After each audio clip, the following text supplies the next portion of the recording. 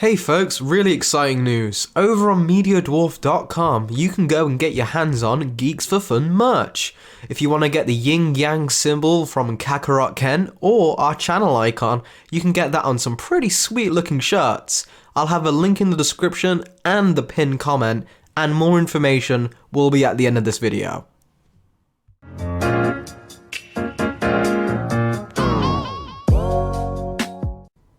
Last time on Dragon Ball DC. After the attack of the Saiyans left 2 cities demolished, the Justice League has left Earth to search the galaxy for the 7 entities of the emotional spectrum, hoping to gather them in order to bring back those lost. With initial success, Kakarot managed to recruit Larfleeze the Orange Lantern to their cause. With him comes the entity of avarice. Martian Manhunter was also able to use his mental powers to secure the entity of compassion, but the other heroes have had little luck. Kakarot, Batman, and Kyle Rayner have found nothing yet.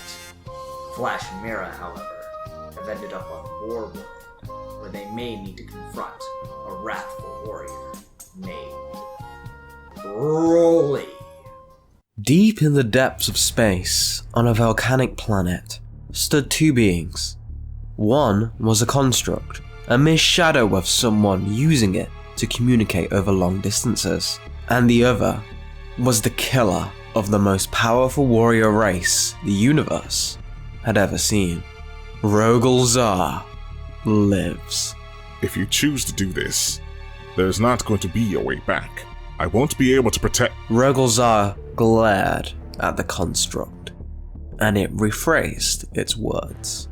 You won't be able to stay here. I am truly grateful for the tasks you performed for me over the years, old friend. You've toppled tyrants, quelled rebellions, crushed gods beneath your boot heel. Even the Guardians themselves have kept their mouths shut about your deeds from the fear you inspire. The warrior stood to his feet, his gigantic frame towering over the construct, his body showing both his age and every battle fought.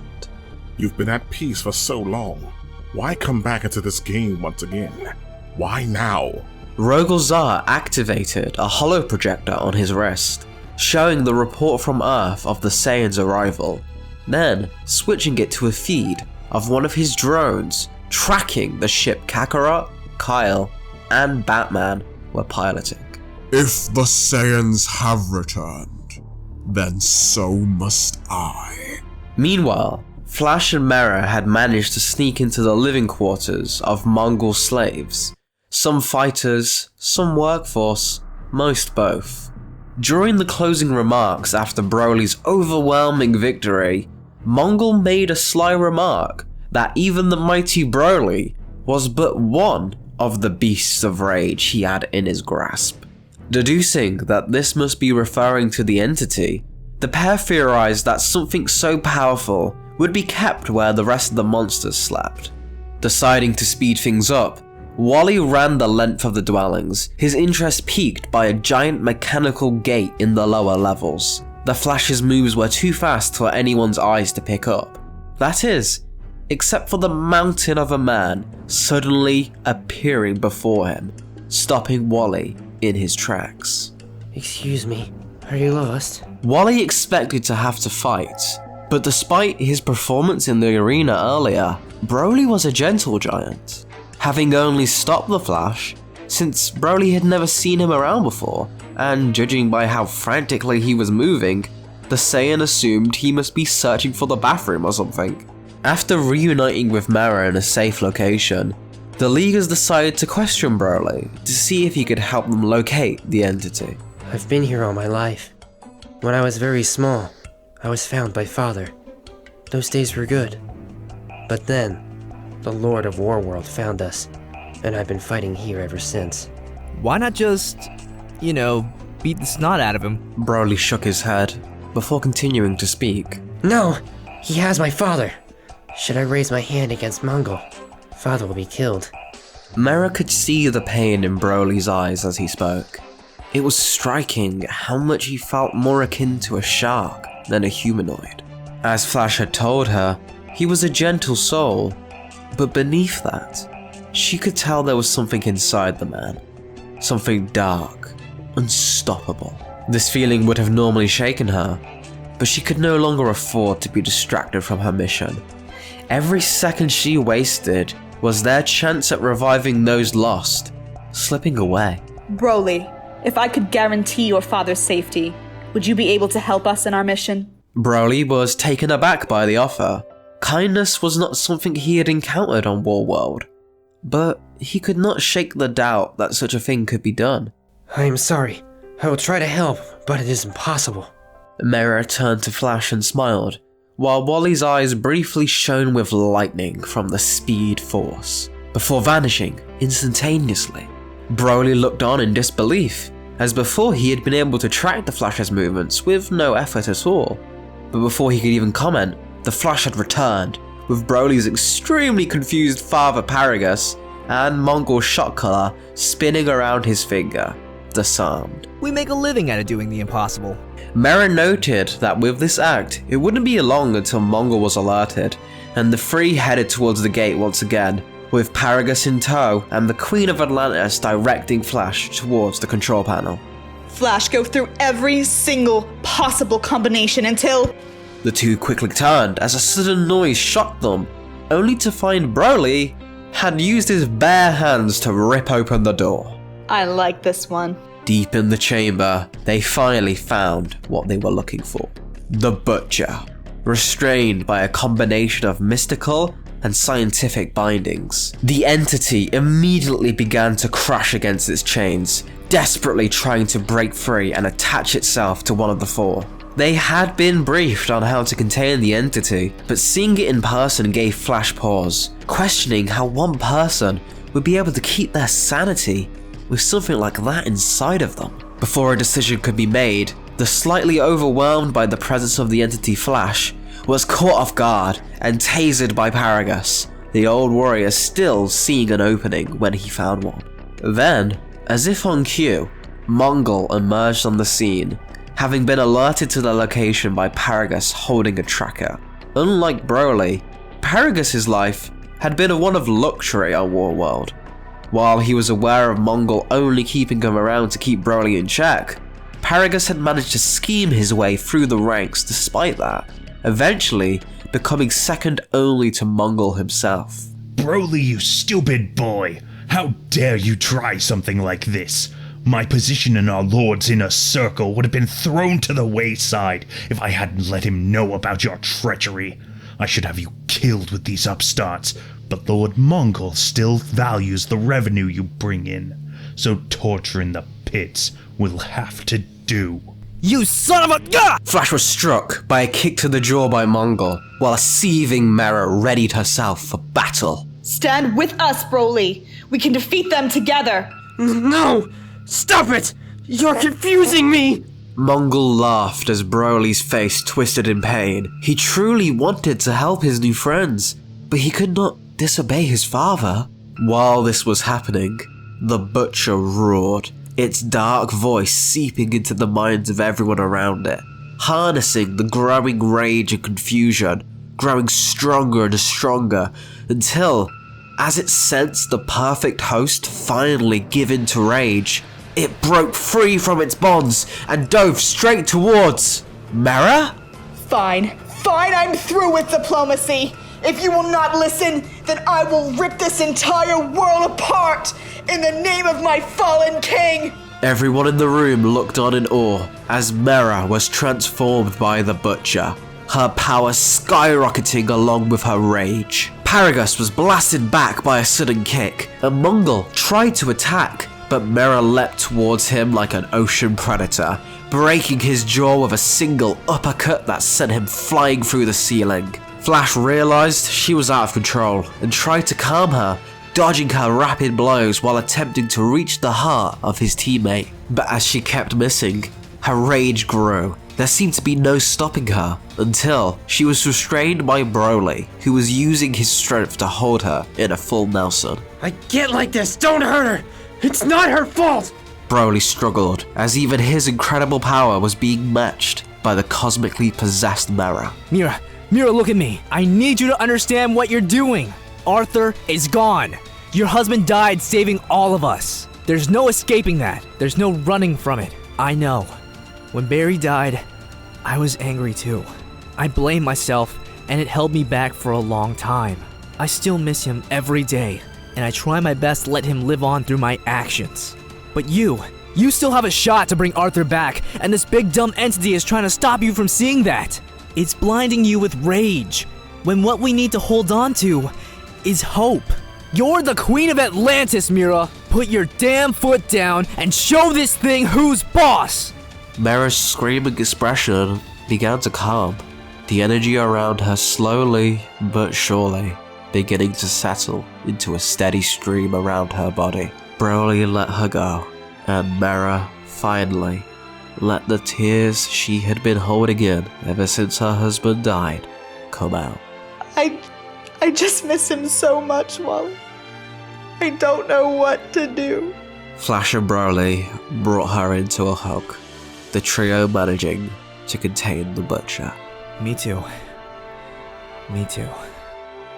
The unlikely friends had returned to their ship. With the entity now in hand, they had to let the others know and continue to find the rest. Despite how much the two wished they could help free the people on the planet, Mera and Flash knew they just didn't have the manpower or the time. You know, Broly, you could come live with us.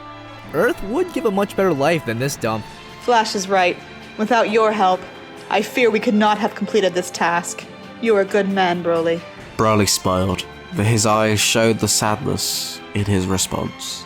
I have to stay. I am still needed here. But I hope that one day I could maybe see this Earth. It sounds nice. For your dad? I hate to say it, but he doesn't care about you, man. The guy's a total tool. He is my father. I have to stay.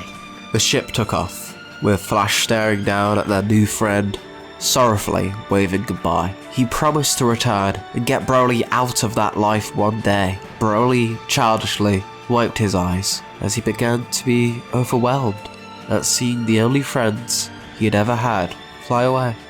The legendary warrior collected himself and began his return to a life of slavery.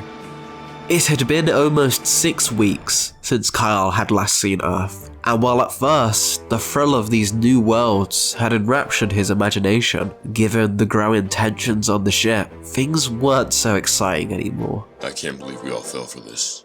Luthor got to send us all into space, and now he's most likely conquered the planet. We practically gift-wrapped the Earth for him. Hey, hold on! I know it's been kinda dull up here, but the others have already gotten 2 of the entities.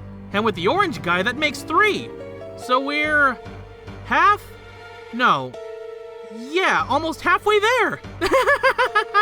I mean, you're not wrong. And besides, being able to train with you two here has really helped me get the hang of this ring. Batman ignored the pair, his mind focused on every possibility. And in this scenario, the bad ones far outnumbered the good. He was on a mission out in space, surrounded by fighters with the power to break stars, while searching for beings of godlike might. Stepping this far out of his element was shaking him, but more than that, his mind was still on Nightwing, Dick Grayson, his boy, taken from him by the Saiyan invasion, and the family he had left behind, the Fenceless. Kyle returned to his living quarters, beginning to sketch an exaggerated image of Batman and Kakarot in a comedy duo fashion. Help us. Help free the entity. Kyle shot up from his seat, his ring glowing a strange hue of green. When nothing happened next, he assumed it must have been something in his imagination, until the ring spoke once more. You're searching for it. Help these coordinates. Land here and you will possess the entity. Kyle ran to the main quarters, seeing Kakarot doing some meditation while Batman continued to pilot the ship. Sorry, but I think my ring is telling me where the entity is. That planet on the screen, there. While skeptical, Batman decided to give it a shot. He was done wasting time, and if this didn't lead to something, he was ending this farce. The trio arrived, but the energy detector wasn't picking up anything from the emotional spectrum. Nothing. Again, nothing. How arrogant were we to think we could search an entire universe? Hey, it was worth a shot. Maybe we should go down and have a look anyway. Could be fun. Batman got up from his seat, walking directly towards Kakarot and staring daggers at him. It's always a damn game to you. Our loved ones could be butchered by psychopaths at home and you wouldn't even care. Hey, that's not true. What's gotten into you, buddy? Don't you dare act like my friend.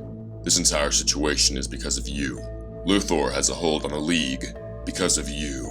My son is dead because of you. Kakarot was taken aback, while Kyle frantically looked at the pair, the light emanating from his ring beginning to change to a yellow hue. You could have led us. You were the first of us to really appear to the public. The people were looking for an ideal of hope, someone that could help change the world. But you, all you wanted was a good fight. You became a novelty, Clark. Luthor was never challenged by you and could grow under your nose. Diana had to pick up the slack, but she's fighting a political battleground. All these years you've done good, but it's never been for the good. Not really. The moment the Saiyans showed up, you let them kill a city. You let them kill the best Green Lantern in history. And now, when we would have needed him most, we're stuck with the rookie. That's not, no! I never meant to. I do want to help people. Kyle's ring was lighting the entire room in a yellow glow. Terrified as the voice emanating from the ring could no longer be understood. It was ancient, powerful, and echoing Batman's words. Guys, I think something's wrong here. I can't control the ring. Why, of course you can't. You're no Hal Jordan. Suddenly, Sinestro emerged from a portal generated by the ring, wrestling it from the control of the terrified Kyle Rayner, who was no longer able to assert his will to use its power. And with the ring in his hand, Sinestro used it to expand the portal, unleashing a gigantic yellow creature that dove towards the Cape Crusader, instantly possessing Batman's body and transforming him in the image of Parallax. Now, die screaming.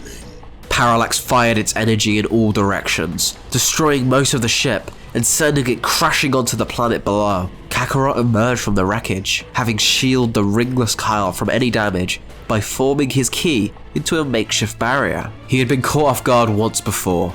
He wouldn't let another Green Lantern die because of that again. The possessed Batman and Sinestro stared down at the pair, impressed that they survived. Is anyone going to explain to me what the hell just happened? Sinestro rolled his eyes before deciding to inform the Lantern how this was entirely his fault. The pair had been sealed inside the green power battery on Oa, but were planning to use Hal Jordan to escape. But with him dead, their plan was ruined. Until the rookie wielding his ring seemed unusually compatible with the power of fear. They had been slowly using Kyle to restore some of their power, and with the final push from the Freeze argument, specifically Batman being influenced by their whispers, allowed Sinestro and Parallax the power to finally escape through the ring's connection to the central power battery. Kyle hung his head in shame. He'd been completely used, and now, for all his dreams of helping, he had just made things worse. Well, if you're here now, looks like we don't have to keep searching for you. Kyle looked up, amazed that Kakarot was still finding a positive in this hopeless situation. Sinestro scoffed at the notion before deciding to take his leave, mentioning that he had to inform their other ally of their success, flying off with Hal's ring into the atmosphere. Batman, however, got into a martial arts stance, his cape flowing wildly into horrifying, unnatural shapes. Kakarot told Kyle to hide in the forest, while he would try to bring Bruce back to his senses, knowing that the only way to get a chance to get through to him was to take this Parallax down. Even now, all you want to do is fight. You are no hero. I've never cared what people call me. That kind of stuff always seemed unimportant, but it led to this. That's on me. I just have to do the one thing I know I'm good at, and fight to get my friend back. They face each other, cautious, determined, experienced. Their eyes lock. They each draw a breath. Their blows land with almost no force at first. A tap, a brush. They test, assess. A feint, a counter. a shift. 2 martial arts masters, perhaps the best the universe has ever seen, maneuvering from chaos to logic in a current of fists. Their battle was one of mathematics versus thoughtlessness. Batman fought with the precision of a surgeon, his moves calculated for maximum efficiency, an economy of motion that made every single movement count. Kakarot, however, moved like water. He was formless, shapeless. He did not become tense, but ready, not thinking, yet not dreaming, ready for whatever may come. They fought for hours, with Kyle mesmerized at what he was witnessing, but eventually, the equilibrium began to break. Kakarot had started to land more and more, and slowly but surely, Batman was being pushed back. I can't let you win. Not you. You're holding us all back. You were never like us. You'll never be one of us. You killed my son! Parallax was panicking inside Batman's mind and began to draw upon all of Bruce's deepest fears and insecurities, harnessing all of it to form one last-ditch effort in the form of a gigantic construct. Prior to this, Parallax hadn't been using energy blasts. It had simply been enhancing Batman's physical power to be on par with Kakarot, while leaving his skill set intact. It was like taking the best driver in the world and putting him behind the wheel of a better car. But now that it was pushed against the wall, it resorted to what it knew best. Parallax formed a bat, its size so large it dwarfed the planet's moon, charging towards the Saiyan. But Kakarot responded in turn, harnessing all of his ki into his fist. I guess now's the best time to give this a shot. You're not the only one who can make constructs. The Saiyan shot towards the yellow creature, raising his fist as his power reached its apex. Dragon Fist! The image of a golden dragon emerged from his fist, shattering the bat and engulfing Batman in a giant concentration of energy. The explosion lit up the night sky before an exhausted Kakarot flew to the ground, holding an unconscious Batman. I'm sorry I've been letting you down, buddy. I've got a new goal to strive towards. I'll make this right, so just hold on. Kakarot laid him down as Kyle approached, thrilled that they had managed to save their friend for the moment, and curious as to why a dragon of all things was Kakarot's idea of a construct. I don't know. It just felt right, you know? Maybe you should try being an artist too. That thing looked awesome. I just hope we can both figure out a way to get off this planet. Without my ring, I'm useless to you. Kakarot put his hand on Kyle's shoulder, smiling with a huge grin. We've got all we need right here, so don't worry about it. We'll figure it out. Come on, let's find some food. I'm starving! As Kyle felt a bit more at ease thanks to Kakarot's goofy demeanor, the pair were completely oblivious to the gigantic warrior who was watching them from the shadows. Thanks to the information from his ally Sinestro, the plan was happening just as he predicted. Rogol Zar now had the Saiyan exactly where he wanted him after all these years. I hope you enjoyed this spooky episode of Dragon Ball DC. I didn't initially plan for this to go up on Halloween, but I guess it was probably for the perfect time since we're fighting the Fear Entity. If you enjoy what we do here, be sure to visit MediaDwarf.com to get your hands on some awesome Geeks for Fun merch and build this little community we have. As always, I couldn't have done this without my talented team, with special credit to all the amazing voice actors who bring these stories to life. Stay scary and take it easy, folks.